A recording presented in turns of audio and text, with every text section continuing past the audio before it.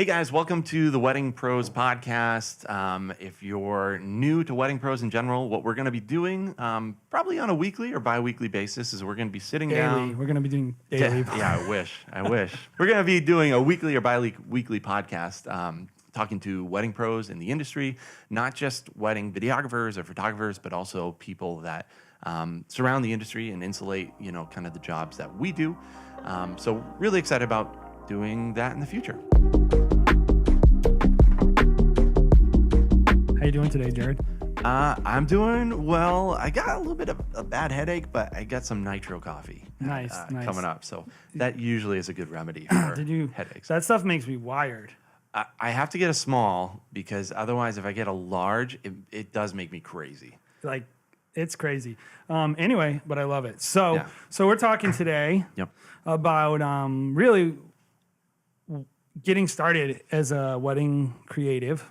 Yep. And I thought, what better way to start than really talking about ourselves? But before we do that, I guess we're not starting with talking about ourselves if we're doing something else first. But we wanted to kind of talk a little bit about, like, if you're looking to get started and you're a person in the industry or may want to get in, and maybe you're a hobbyist or you've worked for someone else maybe, and you're thinking, I want to start my own thing. This is for you.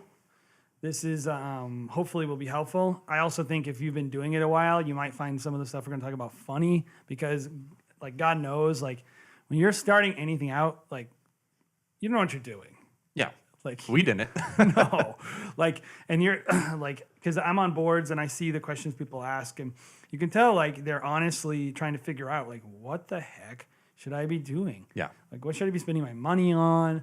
How do I get new jobs? Like, and when we started out, I think, like, for those that don't know, when we started Stopgolove, which is our photo video business for weddings, it was like about 9 years ago, Yep. and there was no real industry. No template. Yeah. There was nothing. Like, we were pretty much like what we have or had was still motion. Yep. Yep. And like that was the only thing we could emulate, pretty Yep. much. I don't remember having any other influences. Yeah, well, they were kind of the reason why we started the company because at the time, Jay was teaching high school media and I was in Texas and I had just finished a production job down there, right? Came back here and we were sitting in your apartment in Milford and I was like, check out these still motion guys and what they're doing with and you were like, we could do that, and that's just the way that you are. You're like, oh, we could totally do that. That's easy. Yeah. And we were like, all right, Unearned confidence is one of my strengths. let's max out our credit cards and get it. And I was like, oh yeah, that'd be great. And then I moved down to North Carolina and you're like, hey, I just spent $10,000 on wedding gear. We're going to do this in the fall. And I was like, oh, I guess we're really doing this. Yeah. And that was the beginning, right? I don't remember looking. So the only thing I did, and this is the only thing I'll give myself credit for, I looked at how much I could sell it for. Yeah. And I was like, okay, what's my worst case scenario? I buy all this stuff, it doesn't work out, and I have to get rid of it. Yep. And how much am I really losing? And at that time, and the good thing about Canon is it does hold its value pretty Totally. good on the second market, especially it was hot. Yep. 5D Mark II was hot. Yep. And lenses, of course, always hold their value. Yep. And I was like, oh, this isn't that bad. This is actually, in terms of starting businesses, this is very low risk. Yep. Yep. It's going to, like, actually cost me $5,000 Yep. if it fails. Like, I can sell this stuff. And I looked at that and I was like, oh, so I will say, like, we had an exit strategy Yeah. a little bit. Like, I'm like, all I got to do is get 2 jobs and we're good. Yep. And like, so we just did it. Yeah. We got going. And, like, the funniest thing about it is, like, so I had never shot DSLR. Yeah. Like, I had come from, like, XL1s and just different Shoulder cams. broadcast cameras and things I was used to using at studios or just running around church and school shooting videos with a little GL2. But I'd always, I was more about storytelling, and being funny and goofing off. And I had never used a lens, like a lens. Yep. And so I had no idea about focal lengths. I didn't really know what an aperture was. Yeah. Like, because you don't like I wouldn't call it iris. You know. Those old cameras, they just had the lens that was attached to the camera, and it was like ultra zoom and like or what would they call it? The magnified zoom as well, the digital zoom. Digital zoom was like a cool thing, and you realize how terrible it was. And like, I know nothing about it, so I remember I just bought lenses. I remember like just calling you, being like, "What lenses should I buy?" Yeah. And I was like, you were like, "Oh," and I was like, "Okay, I'll just buy all of them." Yeah. And I just remember I went in the store and I bought Mark II, and this guy must have been psyched with the kit lens, a 16 to 35, which now I know is basically a fisheye lens. Yeah. Yeah. Which I like the lens. But Yeah. I don't think I probably told you like, yeah, you should get that lens, and never had used it myself. And but in the 7200. And so there was a mix of good and bad decisions there. And we just did it, and we just bought stuff. Yeah. And I remembered like, now I have a company. Yep. And I will say, like, probably one of the things we want to talk about today with people is like, hopefully, like, you guys, if you're starting out and if you have gear choices, maybe some stuff we would have been done differently, but that's the stuff we did. Sure. Yeah. So I guess maybe we walk through some of the things that we did when we first started, like the things that you talked about the gear. Our first year. We talked about the gear. We got really lucky with an opportunity to work for the National Kidney Foundation, like right off the bat. You were like, hey, we're starting this company. And then randomly we got a lead for this person that you knew that worked with the National Kidney Foundation that was putting on this event. And they wanted like a video to show. High-end video. Yeah. We got the job. And she was like, well, the people in LA that I was talking to were going to charge me $100K. What can you guys do? We're like, 15? Like, she was like, charge more, charge like 20, something like that. And it didn't end up being around 20K that we got paid in that first. I don't even know. Yeah. 18. I just remember it was enough like that we were like, we're rich. We never have to work again.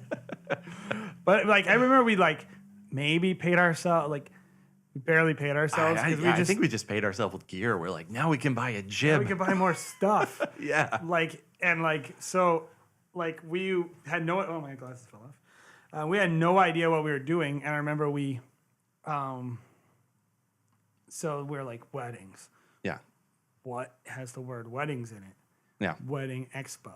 Yeah. We should go to a wedding expo. Yep. And like, I remember we spent. Well, dude, at that time, I don't even think like the knot or wedding wire. Those things weren't established. Yeah. No, it wasn't like they like are today. For those of you that hate the knot and all those things, I think you're wrong, but I think it's fine. Yeah. It's not for everyone. It's better than what we used to have, which is Totally. wedding expos. So Or just sucking up to wedding venues and or literally pounding the pavement, driving from venue to venue. Pay to play, that whole thing. Yeah, trust me. There's some negatives about listing sites. It's not perfect. Yeah. But it's better than what we had. It's come a long way, for sure. It's better than what we had. And so we go to this show, and it was way cheaper, by the way, because this show cost us like $4,000. Yeah. And so we spent like, now I look back, I'm like, what on earth? We go to this show. We got like 2 weddings out of it. Yeah. One of them was like just the wedding you would expect to get when you're starting your company. I was nice people, but it wasn't super high end. One of them, to this day, I think is still one of the most high end weddings we've ever shot. Totally. Yep. It was ridiculously high end. Yep. At a beautiful venue, Castle Hill. Sweet couple, really nice people, Yep. everything you would want out of the day.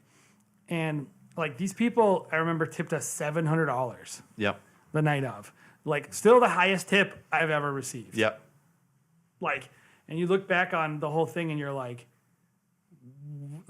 I'm thinking, oh, this is what it's going to be like. We're going to get jobs with these corporate people. Yeah. They're going to give us $20,000. We've still never had a job that big. Maybe, but not really. And then we shoot this beautiful ritzy wedding. Oh, we're going to get all weddings like this. Lo and behold, reality sets in after a while, right? Yeah. What do you think? Like, what is your biggest memory from the first year? Really getting started. I guess it could be the first 3 years because, I mean, that's how I think of it in my head. Looking back at that time, I just realized how bad we were with any kind of financial, decisions. Like we we're just like, we have the money. It needs to be spent. And we're like, well, I guess I remember probably after year 2, we were like, well, when do we actually want to like pay ourselves? When does it make sense? Like, what's that number? How can we wait? Yeah. Should we make money from this? Yeah. Because we were just like having fun and like, hey, like I flew in from North Carolina. I think for that big wedding, I was like, man, we made it big. Like I just flew in for a wedding, and like that's obviously not sustainable over the long term. Like, what do we have to do to actually become a business? So that I think that's when we started kind of looking around for a model of like, well, what are we going to do to actually make this a sustainable thing that one day we'll actually have a salary out of? I feel like the thing I most remember, besides like the kind of silly, superfluous stuff, is actually shooting events and feeling like good about it. Like I remember thinking like, I can do this. I feel like I know what I'm doing. Yep. I don't feel uncomfortable with this. I don't feel like it's over my head. I don't like, I'm kind of a natural when it comes to like for me, the audio part was easy. Yep. Like, and I was like, and I'm willing to go, hey, where should we put the cameras, Jared? And like, I didn't feel like that was like, I remember walking away from our weddings and thinking like, oh, wow, we did a good job. We shot well and we did a good job and the person's happy. And like, I like my edit. And like, I remember one of our first weddings, we got featured on Style Me Pretty. And I was like, it was like the second wedding we ever shot. And I remember thinking like, I mean, I don't know if that's everyone's experience. I'm sure it isn't how everyone feels. Maybe some people feel overwhelmed. I'm not like knocking on people for that. But I do remember thinking like, oh, this is something I'm good at. Like I can do well at this. Yeah, I think, we're having fun. You know, you have fun, and I mean, I think we still have a lot of fun. It's different kinds of fun nowadays, but it was definitely a lot of fun because you were just doing it out of the love of doing it, which slowly became the love of owning a business and working with other people and having small success stories that are just, you know, it's just fun. Isn't that so many people though? Like they get started, and they literally like they're doing it because they love to do the thing. Like. And they have a business so they can do the thing more. And it's like, I think that's at the core of a lot of great companies, especially creative companies and artists who are business people. You got to have that. Like definitely. You got to have that. And it's like, do you always love shooting every wedding? I don't mean like every moment you're shooting, you're in a state of bliss. Like, no, clearly there's a lot of stress and there's boring parts and hard parts, and like getting over boredom is pretty important to life. But when it comes to weddings and like being a creative, I do think like the idea of like there's got to be something about it that charges your batteries. Totally. And I think that was natural for us. And probably for most people listening to this, if you're in the industry, like, and I think as you mature, things change. And I do think some people, they think like, oh, if I'm going to move out of doing, I love shooting. And they start moving away from shooting more and more into doing some other things. Maybe they have to edit more, and they think like, oh, I'm losing something. I'm not. And it's like, I do think like recalibrating that love from time to time is important. But at the same time, I think when you're getting started, like I think it's important to tap into that and really do it because just do it out of the love and figure yourself out as a creative. I think at that stage, you know, a year or two in, that's where we were for sure. But so we're gonna take a quick break so we can restart the cameras in our office because it's just Jay and I today. No one is behind these cameras. So we're gonna reset and then we'll start up. With how people can start their own wedding videography company and kind of the next steps. So, okay. We're back. Yes. Actually, in the break, which was 5 seconds long, we were actually just talking about how 5 years ago we had to restart cameras after 12 minutes. The original 5D Mark IIs without the update was, I think it was. We 12 literally minutes. would like have a timer. The way we used to have to shoot weddings is we would start the ceremony and I'd be like, this camera restarts at 6. This camera restarts at 8. This camera restarts at 10. And like tell assistants like to keep them and basically go on a rotation so that we staggered them. It's like, and it's so funny to think about now. Oh man, yeah, because you'd probably have like 12 different clips to edit a ceremony together. It wasn't just one clip, two clip. It was like a And there was constant no sense of syncing reset. software. Yeah, I thought There was no least syncing sucked, software. yeah. So like, and I was used to this at this point because Yeah. of this is how I always edited. But like, you have to, and then also everything had terrible drift. Yeah. All the audio would drift. Yeah. Everything was Drop frame. It It was a nightmare. Like somebody would start out on sync, and you would have to keep cutting the audio Yeah. throughout the thing to make the person's audio sync. It was so hard to do. It Yeah. took so long. Well, it was a reason why, like, we were like, oh man, this is so much easier to shoot weddings really well. But man, like, starting off, I can see why why there still isn't a lot of wedding videographers in comparison to photographers. Photographers is a little bit, lower bar as far as a barrier to entry, even now. Oh, but you have to understand comparatively, You have to understand God. the gear. You have to Yeah. understand cinematics, working with people. You have hardware, Yep. like the hard drives. You have to understand a very complicated editing platform, Yep. like to do it well. yep, To do it well, and it's hard. yeah. Anyway, Yeah, so let's talk about kind of because I think a lot of people are probably in that stage where we're like, if you want to start a wedding videography company, you're probably at a stage where you're like, I like doing this. I've done it a few times. And maybe I've worked with other people. I want to start my own wedding videography company, or this probably applies to photographers too, because it's I think there's a lot of parallels. But maybe where do you think someone should start? What some of their purchasing decisions should be when Yeah. they're first starting out. people like to talk about gear. Obviously, we're going to take for a given, by the way, that Yeah. you know how to shoot. Yeah, Like, let's take that as a given. yeah, and you probably have a computer that Yeah, and you know how to you've yeah. already edited videos, and you have some kind of editing software and all these things Yeah. like that. I'm not going to take for a given that you have storage, because you probably don't have enough storage for 20 weddings. Sure. But let's assume that you know how to shoot, because Yep. the first thing I'd say is be a good shooter and know how to shoot. Yep. And let's assume that you have a computer, because that's how you edited and decided you want to start a business. You Yep. wouldn't just be like, I've never done this before at all.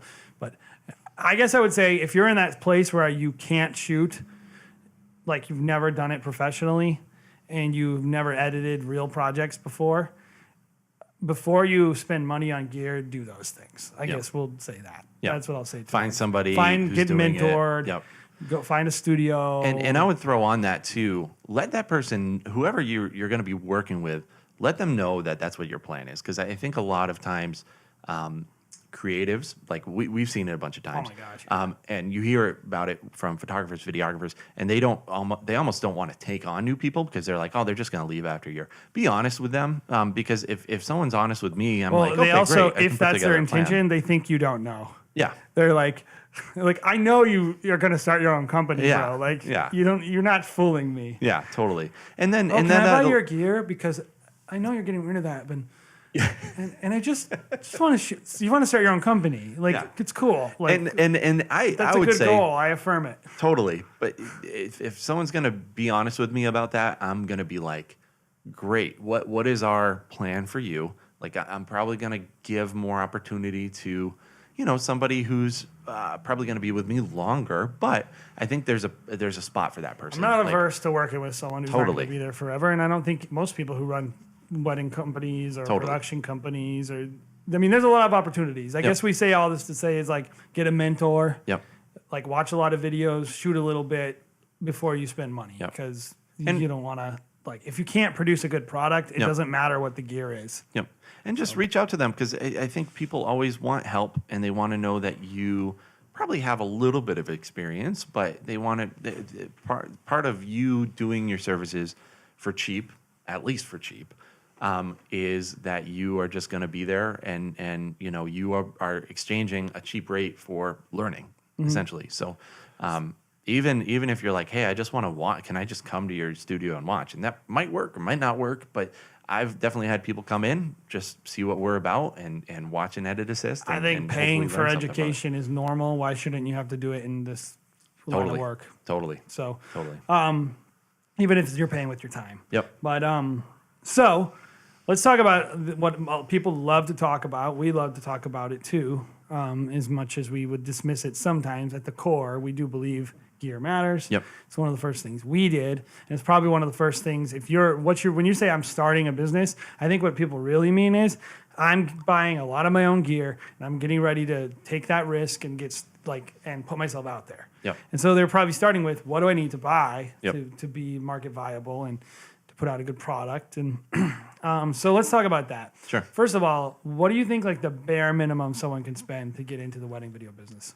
Well, we were just talking about it ourselves. I think what we spent was at least 15, maybe close to 18. I think we spent closer to 20. Yeah. Because bought yeah. sliders, and they were Totally. way more expensive at the time. And so iPods. So I don't think most people are going to be able to spend probably 15 to 20. We just, like we talked about, we maxed out the credit cards. And we But kept all our jobs. we did buy a lot of useless crap when we first started. Yeah. There's a few things we bought that were not used. I'm saying 20 was the things that were useful. Yeah. And the prices in general of cameras, all this stuff have gone down. You don't quite a have to bit. spend 20 So, nowadays, but that's what we did. Yeah. Yeah. So I would think as far as gear, what you need is you'd probably need at least 2 cameras, right? Yeah, I think you have to have at least 2 camera bodies. Is for shooting weddings, even if you're a photographer, 2 camera bodies, 2 different focal lengths, on photography, you're probably looking at a 35 and then an 85, I would say. And maybe another lens you can graduate to, but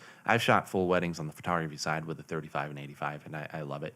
But then on the video side, I would say another, you probably want to start with a telephoto 70 to 200 when we're shooting weddings. I would say we're probably using that lens 70% of the time on a wedding day. It's a people lens, and then also a wide lens. So you could probably get away with 2.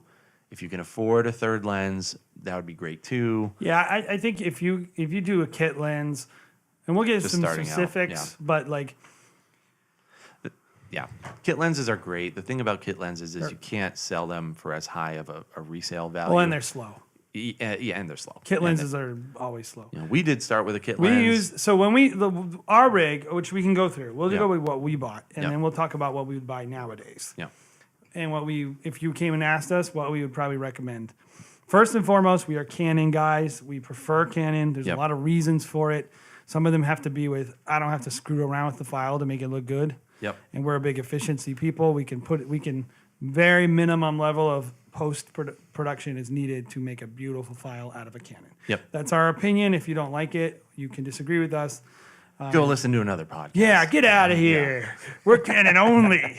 No, we actually we messed around with Sony's for 2 seasons because there was a lot of hype, and we just decided it wasn't for us. Yep. We value them. We just didn't want to use them. Yep. But what we bought was 2 5D Mark IIs, with the kit lens, Yep.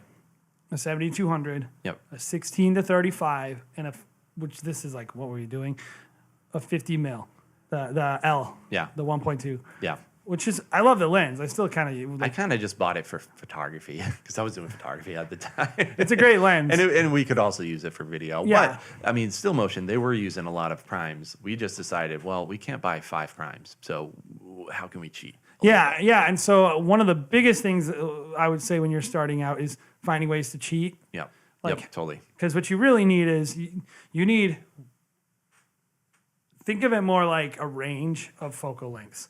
You need 24, in my opinion, 24 to 200. Yep. This is why most people recommend that you just go with that Trinity. Yep. 24 to 70, 70 200, and a nice body. Yep. And you're good to go. Like that's a really good rig. And so let's talk about, that's what we bought. And of course we bought like a range of tripods and Sure. sliders Yep. and different stuff that some we needed and some we wanted. But if I was starting out today, let's talk about what we would buy. Sure. So nowadays you can buy, especially if you buy things used, you can get a lot of good deals. Like, for example, I would probably start thinking about my beauty shots. I don't know. I guess we could start with basics, but we'll start with beauty shots. I would probably look at maybe a Crane 2 because the Crane 3 just came out. Crane 2 is a very nice piece of hardware. Yep. I think you need that shot. Yep. I think you can buy a used crane. Like the Crane 3 just came out. It's $900. Crane 2 is like Crane 2, 350. you can probably buy, $350. So, 380 or starting out something, it's like- with something like that, I mean, the value isn't going to go down much more than that. So you can probably resell it for $300 a year from now. Like there's not a lot of risk there. So I'd probably start with something like that. And even before then, you could probably do a Ronin, M for the same amount. If it totally depends what your preference, what the deal is out there. But I would not, by the way, I would not use one of those, an Osmo or anything like that. Yeah, That's just there are my, people out there we that- don't prefer. say We think that file is not. I love the Osmo. It's It's it's great. an awesome piece of equipment. But for weddings, I would avoid it. I don't For the sure. fact that you when you really need something that nimble. Yeah. I gotta, by the way, if you're messing around with it and enjoy it, great. Yeah. You can comment and say you're an idiot or whatever, but We encourage it, actually. And Yeah. any feedback is good feedback at this yeah. point. But at the same time, we wouldn't go that route. Yeah. Because I think you get more for bang for your buck by getting something like a Crane 2. Yeah. Anyway, so Yeah, Crane 2. And then, so I would even use that probably for a majority of the day. If you could, buy some extra batteries for it because you're probably going to go through them pretty quickly, especially if you're buying those used. Those batteries tend to, die off. batteries faster is one of the longest. biggest things you don't know how it's going to go when you're first starting out. But I would just say continuous shooting on most batteries, 45 minutes Yep. to an hour Yep. if you're lucky. But so just think about how much you're going to roll. Yep. And then how long it takes to charge the battery. That's basically your math. Yep. We just to compare, we bring 3 cameras to every single wedding, 2 Mark IVs and a Mark III, and we're using 10 to 11 batteries without charging. So we're bringing that many. So it's about 3 to 4 batteries per camera, and those batteries are probably a couple of years old at this point, and we're constantly replenishing them every year. But yeah, so that's what I would think about. I think about kind of the pretty shots. With that shot, I guess we can move over to camera bodies. What we use is 2, like I just said, 2 Mark IVs, 5D Mark IVs, and a Mark III. Starting out, I would probably start out with a Sony nowadays, just because Yeah, the lower I think price if we were point. starting now, we would there's a lot of hype, and we would probably be influenced by everyone's hype. Totally. But B, we would probably look at the price, which there's nothing wrong with picking Sony because of price. Yep. And at first, I mean, one It of the does a reasons lot of why- the things you want. Yes. It has ridiculous low light performance, even though I think it's soft. But it has really great low light performance. It's pretty durable. It's Yeah. very light. Yeah.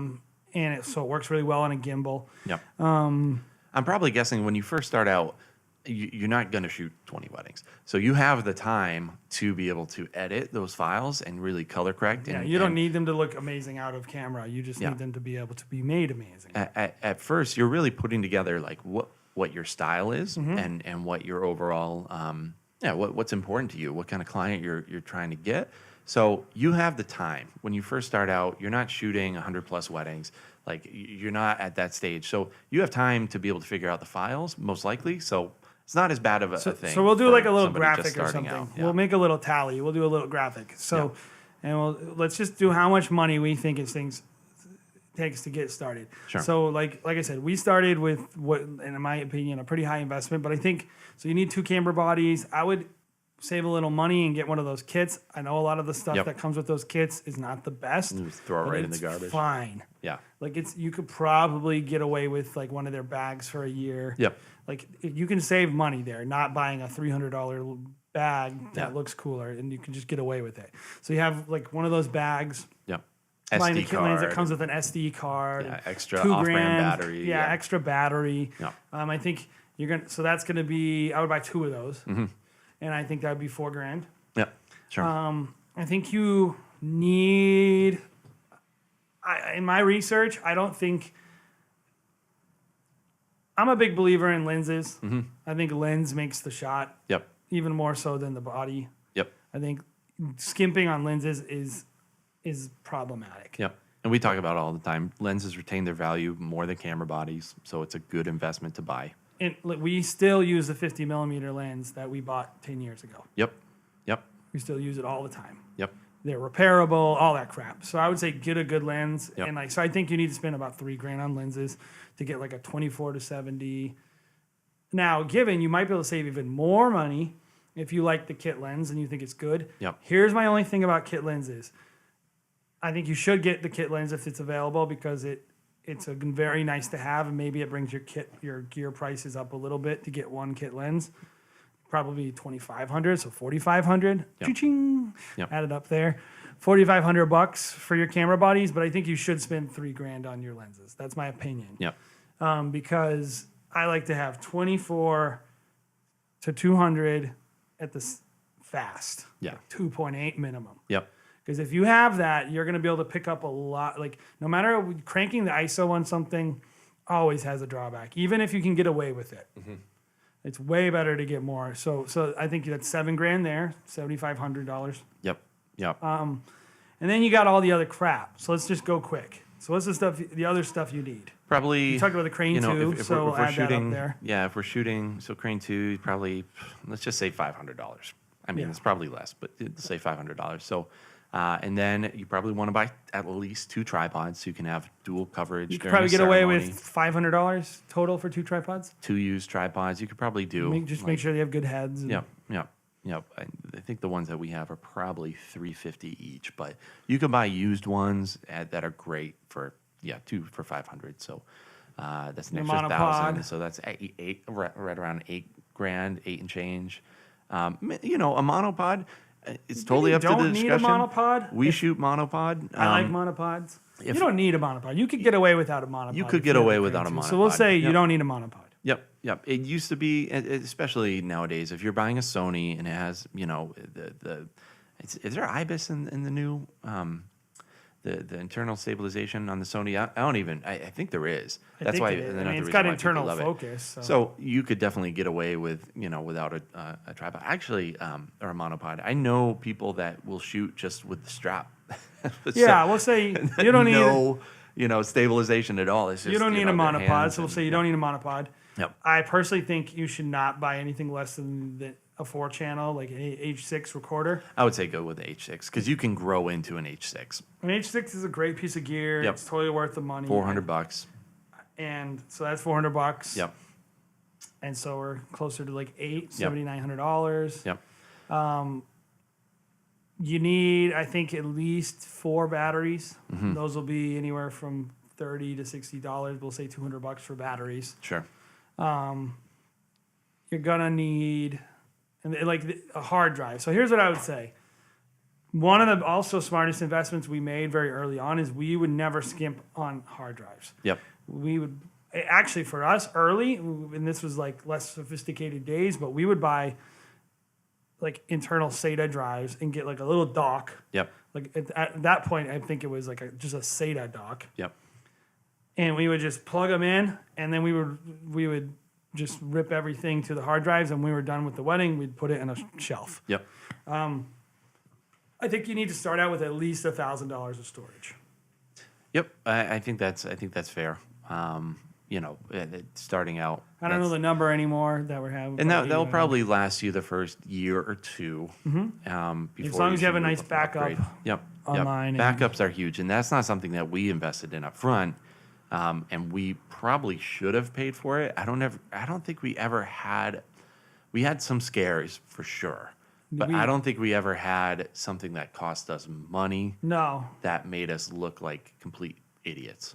No, that'll kill you. If you shoot someone's wedding and you lose it because you don't know how to handle files and you're Happens not organized, all the time. it'll kill you. If a wedding planner Yes. finds out, they're gonna blacklist you. Yep. Fact. Even 5 years later, they'll be like, "Oh, that's the guy that lost my client's wedding." It's just That person's forever. unreliable. Blah blah It's a blah. scarlet letter. Yeah, you can't afford to have that problem. Totally.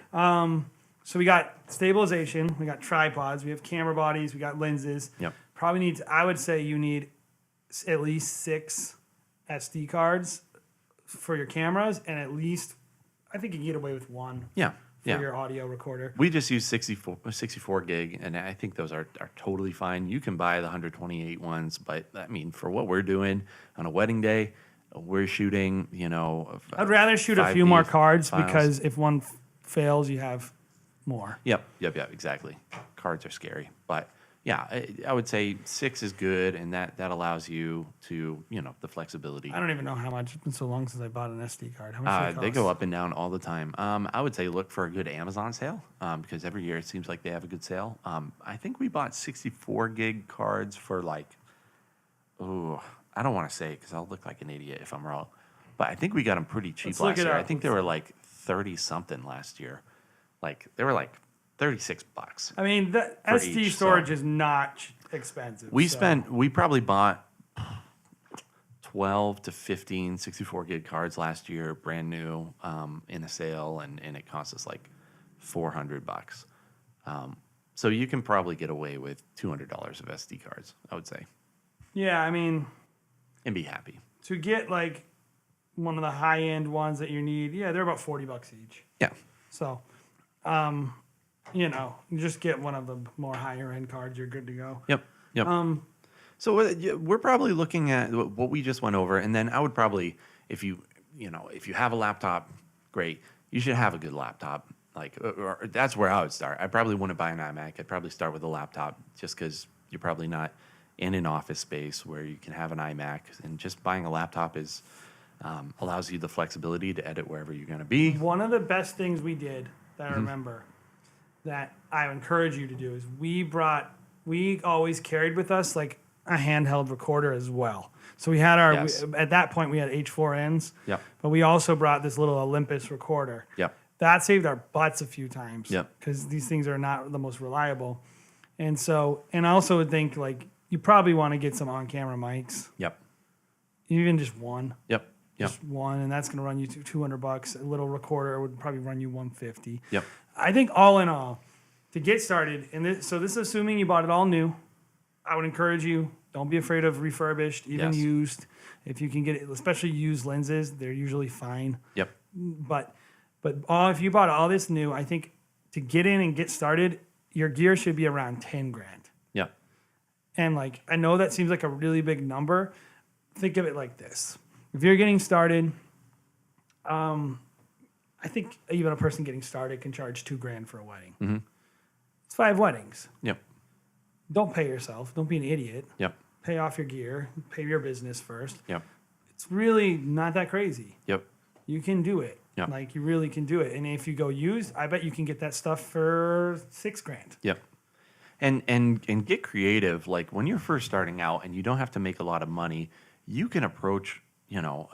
I know some people that when they first started out, they're like, let me just shoot video of like your family. Like, let me shoot, instead of doing like a portrait session, let me shoot video of your family hanging out at the park, and I'll put together a little video for you. Yeah, because we were just talking about event coverage. Yeah, you can charge $150, $200 for an hour of your time, and then you're just get creative. Like, find people that that want to support you by giving you money. The first goal should be pay off your gear. First and foremost, like don't pay yourself. You're not trying to. Too many people at the very beginning, I think, try to pay themselves, and then also there's a big trend, and they're counting on getting paid too. They're like, oh, when do I quit my job? And all this stuff. And I'm like, keep your job as long as you possibly can. I still work another job. Yeah, just mainly because I love it. Yeah, but like also because like I don't know, I'm paranoid. This could go away at any moment. Yep, and. So like I think if that's your number one goal in the beginning is not establishing your business or getting good or getting clients, but it's quitting your other job. Yep. It's not. I don't think it's the best motive. Yep. And then there's also kind of a trend in the industry of like charging what you're worth, right? Charge what you're worth. And work don't less, undercut and get don't paid be more. The biggest thing that you hear now is like, don't be, that person's you're just a bottom naughty feeder. person. You're undercutting the. I have zero problem, no problem at all with someone starting off and saying, "Oh, that person's going to charge you $2,000. I'll charge you $500."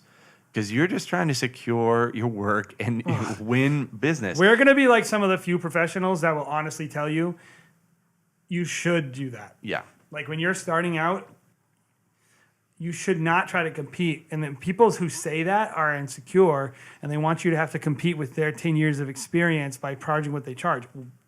Who's going to... You will never win if you're going up against people who have 10 years of experience with the same exact gear as you.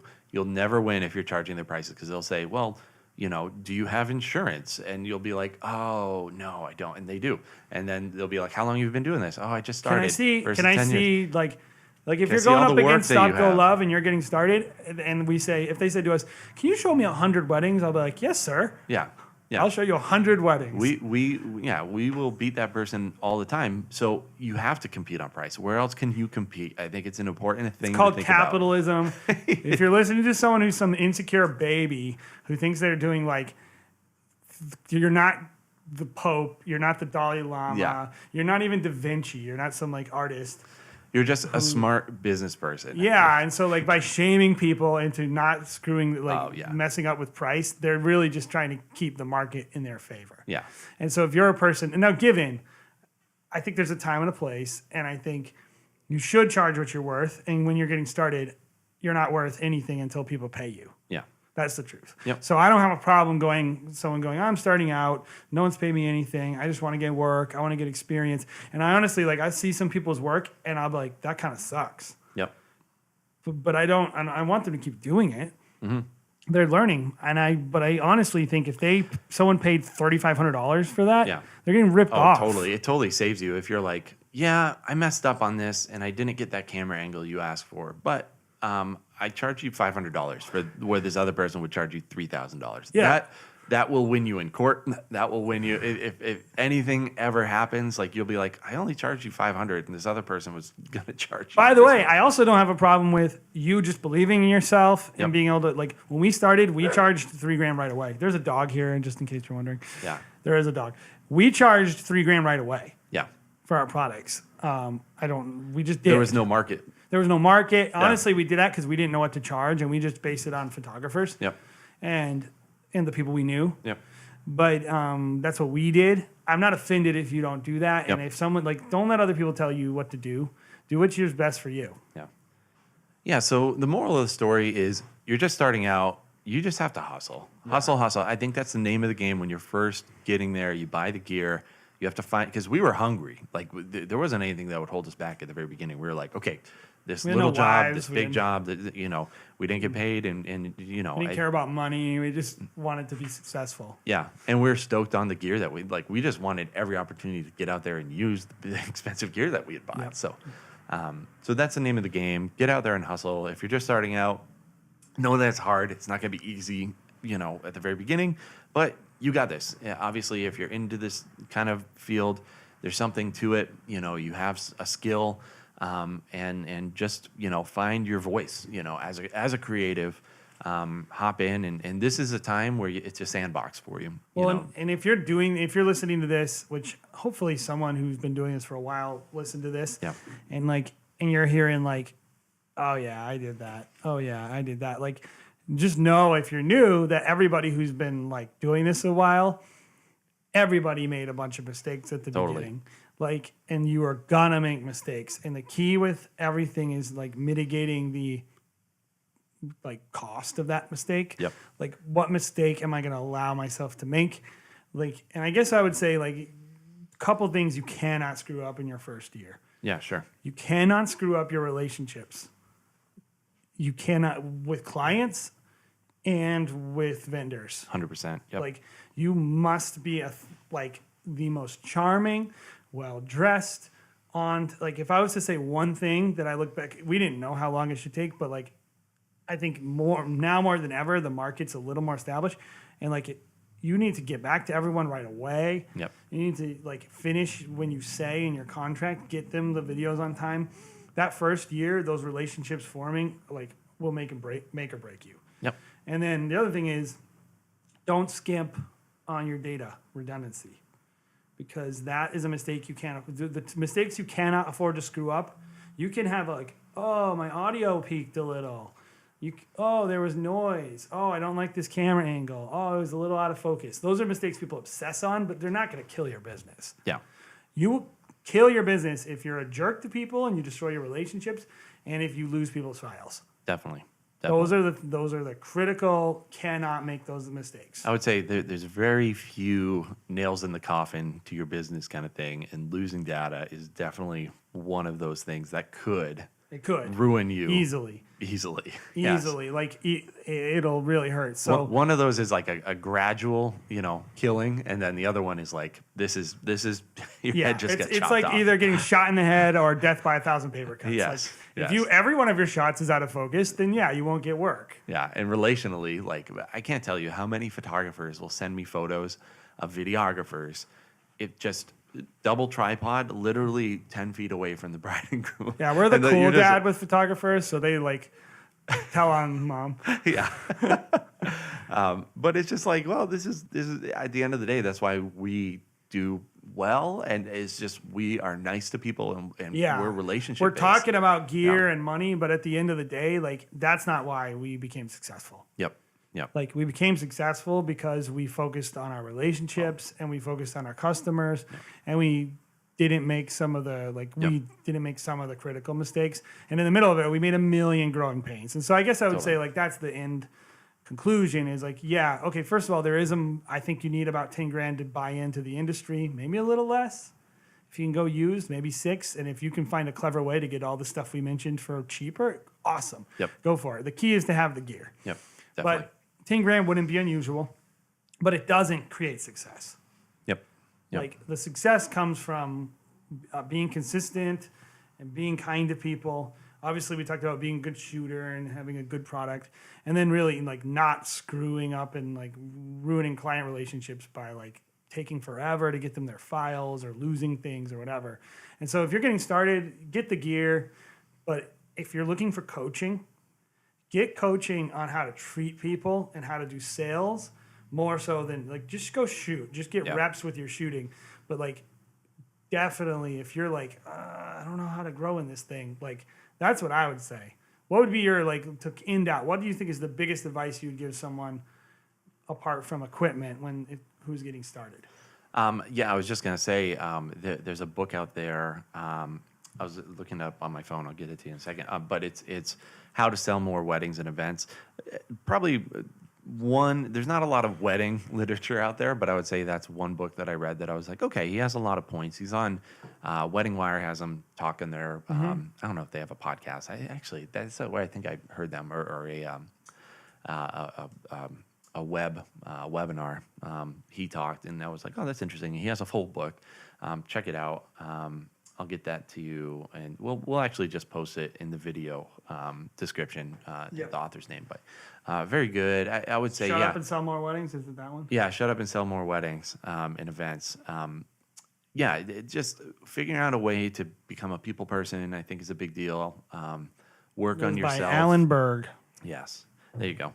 That's a place to start because I didn't realize when we first started. Yeah, it's great, and I think this is where a lot of videographers and photographers start off. Is they're very into the gear, they're very into the craft, but you soon realize that the craft is really only about 10% of this business. You're working on the business 90% of the time, and then when you get the shot to actually do the work, you have to knock it out of the ballpark. But most of this job is sales and setting up for the moment. Yeah, once you're on a wedding site, you can't lose the job. Yep. But like, if you don't ever get in the door, nobody books you. Yep. Like, you're not running a business, and Yep. so you got to do sales. Yep. You got to be nice to people, all that stuff. So, so we're gonna be providing. If you're watching this on YouTube, hi, and also in the comments, we're gonna provide a little like a document or some crap where we're going to kind of talk through some of the gear that we would start with. I'm going to give you. Yeah. That's nice. It's going to be. I'm going to give you the Canon one, by the way, which is about 15 grand, the one that I would buy, but also I think a more budget minded. And if Sony's are great too. It's not just budget. If you like Sony, awesome. We'll have those down there so you can look at those and check them out. Kind of a shopping list, so to speak. And then we'll also put a link to the book that we mentioned on Amazon, and we encourage you to be a student, learn. Obviously, there's a million good videos, by the way, and podcasts and things to learn from. So be a student. Yep. We encourage that. Well, thank you guys so much. If like Jay said, if you're listening to this in the podcast or if you are watching on YouTube, thank you for watching. We're going to be doing kind of these long form conversations moving forward. We're excited. We're going to have photographers. We're going to have planners. We're going to have venues. All these different people in the industry on probably on a weekly or bi-weekly basis, depending on availability. And yeah, thank you so much for listening. This is the Wedding Pros podcast. We'll see you next time. See you guys.